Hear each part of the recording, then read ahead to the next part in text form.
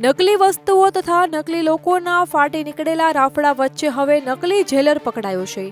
સુરતના અડાજણ વિસ્તારમાં બ્લેકમેલિંગના કેસમાં ફસાયેલ આરોપીના પરિવારને લાજપોર જેલના જેલર તરીકેની ઓળખ આપીને પૈસા પડાવનાર આરોપીની અમદાવાદ ઝોન 2 એલસીબીની ટીમ દ્વારા ધરપકડ કરવામાં આવી છે. ઈસનપુર વિસ્તારમાં રહેતો આરોપી રાજ્યમાં બનતા ગુનાઓ અંગે ન્યૂઝ ચેનલમાં પ્રસારિત થયેલા ક્રાઇમને લગતા એપિસોડ જોતો હતો.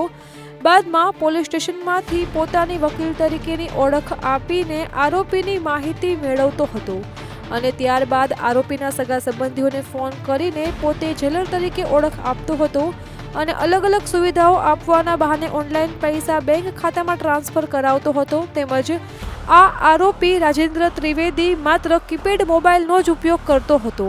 ત્યારે પોલીસે આરોપીની ધરપકડ કરીને સુરત પોલીસને સોંપવાની તજવીજ હાથ ધરી છે. અમારી તમામ માહિતીથી અપડેટેડ રહેવા માટે જોડાયેલા રહો ત્રિશુલ ન્યૂઝ સાથે.